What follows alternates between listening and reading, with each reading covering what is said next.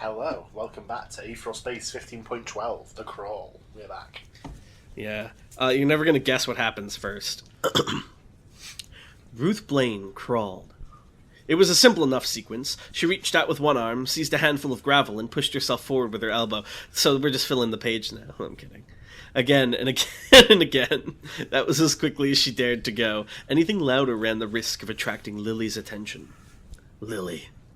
Ruth's head was a haze of emotions and intentions. How had Lily ended up here? Well, that was obvious enough. She'd been defeated back at Elysian Fields, and then she'd been dragged onto an operating table. The tracks Ruth had set the girl on had brought her here. Yet another thing to live inside her heart. Ruth Blaine crawled, and stopped for a moment as she looked at the figure before her in the mist of consciousness. "What are you doing, Ruth?" asked Robin, looking down at her. "I need to get back. My friends need me." "That never stopped you before. When I needed you, you weren't there either, were you? Why is it different now?" A flash of mental light and horror, illuminating for the briefest of moments a flayed corpse strapped to a pole. "See? You haven't forgotten, have you? You're not allowed to forget that." Ruth's hand twitched weakly, caught between movement and despair. "Back then," she breathed, I didn't know what was happening." "You never know what's happening, do you?" Robin sneered. "You're naive, you're a moron, you're a dolt, you're an idiot, worthless." Flash, Robin writhing, strapped to a pole. "Worthless." Flash, Robin screaming, strapped to a pole. "Worthless." Flash, Robin dying, strapped to a pole. "Worthless!" Flash, a flayed corpse strapped to a pole. It blocked the path before Ruth, where Reuben had just been standing, looking down at her with sightless eyes. A fly crawled across her face. Of course, Robin was dead. How could she be standing before Ruth right now? Obviously, it could only have been her corpse. "Everyone pays for your mistakes but you." Robin's voice rang out from the liquid world itself. "They die in pain, and you go on living without a care. Disgusting." Ruth squeezed her eyes shut, but the corpse was still waiting for her behind her eyelids. "You're a liar," it said. "You're a coward. Whenever things get tough, you go right back to the same place, don't you?" Ruth opened her eyes, and now, standing on the path before her, was herself. A version of herself with empty eyes and a vacuous grin stretching all the way up her cheeks. It giggled. "It's easy," it said, its voice disgusting. "I just don't need to worry about it. All I need to do is fight. This is what I'm for. This is what I'm for!" Gritting her teeth, Ruth Blaine crawled. She crawled past the shadow of herself, even as it looked down at her with its wide, mocking grin. "This is what you're for!" it hissed. "Indeed," said a new voice, a new set of boots coming down to block our path. "It's your nature to retreat into violence. What else do you have? After everything else slips through your fingers, what remains to you but claw and blood?" Ruth looked up, her pupils shrinking to furious dots. Standing above her now was him, Zed Baradad, Robin's father, Robin's killer, the man she'd torn to shreds, looking down at her like she was an insect. Baradad smiled thinly. "Don't mistake my tone," he said. "I'm not judging you at all. How could I? It's splendid that you've discovered your function. It's even better that you've embraced it. To fight, to defeat, to kill, yes, that is you and nothing else. You need only continue to fulfill that function." His lips parted, revealing bloody teeth. "That's your duty as a living thing." Ruth swiped at his leg with a claw, and the image of the dead man scattered into dust. "See?" Robin whispered into Ruth's ear, lying across her back. "It's all you know. It's all you can do. As soon as things get tough, you just whip out your claws and turn into a beast." She leaned in closer, her breath cold as ice. "But it still hurts, doesn't it?" "Get off me!" "Get off you?" Robin asked, her weight now absent. "I'm not on you. I'm not even here. You threw me away, remember? The same way you throw everyone away." "I don't do that. That's not me." Ruth Blaine crawled. She reached a hand out, grabbed a fistful of gravel, and pulled herself. No, it wasn't gravel she'd grabbed. It was a corpse. The corpse of Ellis Half-Light. Another friend she'd lost, another friend she'd thrown away. His pale face was frozen in an expression of pain, and her outstretched hand had hooked into his mangled jaw. She hadn't even noticed. How could she not even notice? What kind of person was she? "Ruth," the corpse wheezed. "It hurts." Ruth pulled her hand away as fast as she could, but the body just continued to twitch and gasp before her. Wincing, she tried to look away, but Robin's fingers tightened into cruel talons in her hair, pulling her back and forcing her to watch. "Look," Robin said calmly, "you did that. You did it 1,000 more times. You did it to me. You did it to them. And you did it to Skipper." "Shut up."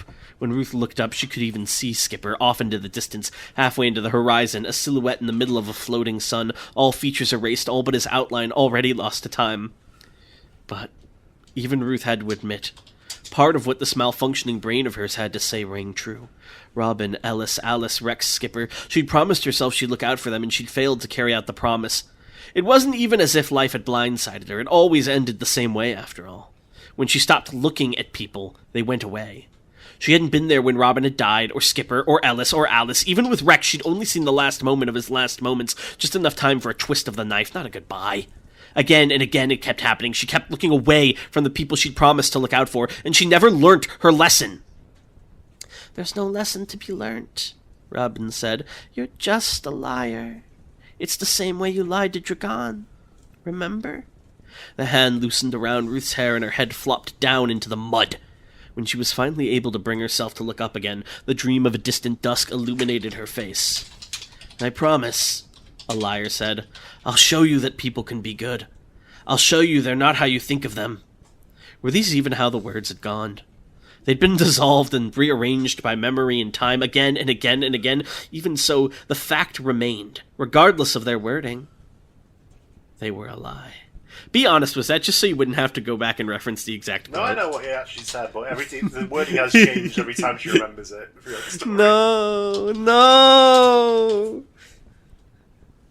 Ugh. I'm trying to think of a way to change the wording of change the shape of this world.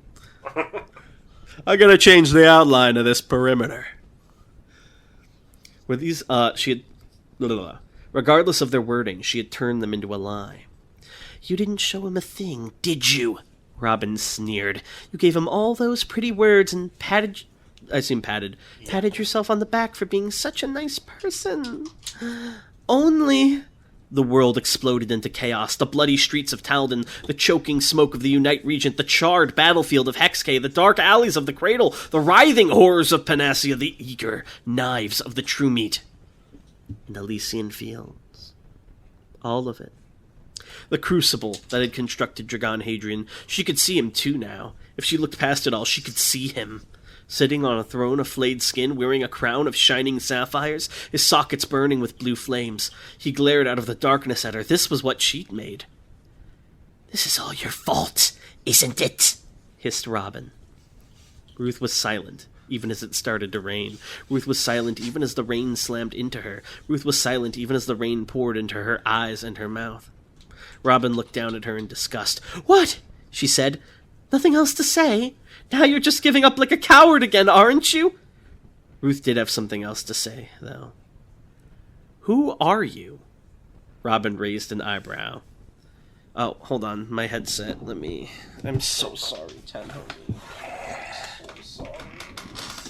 Oh no, my cat knocked my cord into the ether. Give me a sec.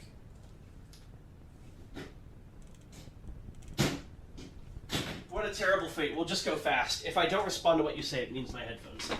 Sorry. Okay. Who are you? Robin raised an eyebrow.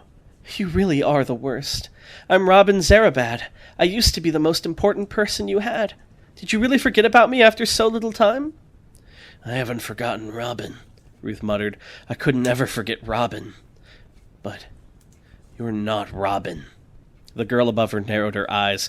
"Even if this is all in my head, I couldn't even imagine Robin saying this stuff to me. I couldn't even imagine Robin losing." The mocking smile dropped from the girl's lips, and a gust of wind scattered the color from her form. Her hair turned a vivid gold, her eyes hardened into a frigid pink, the contours of her face shifted and realigned. Ruth gritted her teeth as she looked up at the woman who'd taken so much from her. Ray Rudicia, the shepherdess. "Oh, Ruth," she sighed, her expression full of condescending pity. "Look what's happened to you." "You mean what you did to me?" "That's right." She smiled. I did this to you. And what did I get in return? What happened to that vengeance you were so excited about? You gave up so easily, Ellis rasped, his entrails hanging from the sky. Just like you give up on everything else. You didn't really care about us, Alice gasped, her bones protruding from the earth. If you did, you wouldn't have half-assed it like that. You'd have stopped at nothing to make her pay. Rex just stared at her through the fog, his mask silent and expressionless. It looks like all your friends hate you, Ruth, the shepherdess observed smugly, her hands on her hips. But honestly, I can't blame them. You swore revenge on me, and then as soon as you ran into the first obstacle, you gave up on it. You went gallivanting off with your new Nebula friends. Oh, but you let one of them die too, didn't you? She grinned with bloody teeth. What a waste you are, she said, letting your enemy go like that. How disgraceful. Wind whistled, rain fell, and Ruth chuckled. The shepherdess's smile vanished. What do you think you're laughing at? At you, Ruth laughed, her chest shaking. Listen to yourself. You don't get it at all, do you? Don't get what? You're not my enemy. It was the shepherdess's turn to laugh. Don't try to act tough. I know you hate me. I know you want me dead. It's just that you don't have what it takes to make it happen. Don't try and pretend otherwise, you coward. Ruth looked up at her, and now she was the one with the mocking grin on her face. The shepherdess's eye twitched in anger. I love that this is just the equivalent of winning the argument in the shower. What? She barked. What's that look supposed to mean? You really don't get anything at all. Yeah, I hate you. Yeah, I want you dead more than anything else. But that doesn't mean you're my enemy. She ran her tongue over her teeth. You're not important enough to be my enemy. Ruth Blaine crawled. She reached out with one arm, seized a handful of gravel, and pushed herself forward with her elbow. She did it again and again and again. She dragged herself on and past the shepherdess. Don't try to sound tough, the shepherdess said, glaring down at her as she passed. You can say whatever you want, but I know it's just lip service, just like what you said back on Kalis Breck. Ruth ignored her and kept crawling. You really think you can just keep going? The shepherdess screamed after her. You've lost everyone! You'll keep losing everyone! You'll lose all your souls over and over again! Yeah, she said. I've lost people. It seems all I do is lose people. The second I look away from them, the people I love disappear. I'm sad now, but I was happy before, and I know I'll be happy again. Ruth! Get back here! There's no need to make it more complicated than that. Coward! Moron! Traitor! Ruth stopped for a moment, glancing over her shoulder at the shepherdess's distant figure. The shadow grinned giddily. That's right, the shepherdess breathed. You've even betrayed Skipper now. You're meant to change the shape of this world, to tear down what I've built, and all you care about is your own happiness. How ridiculous! How juvenile! How disgusting! Ruth gently closed her eyes. You're probably right there. The thing is, the shepherdess blinked. I really don't care about the shape of this world.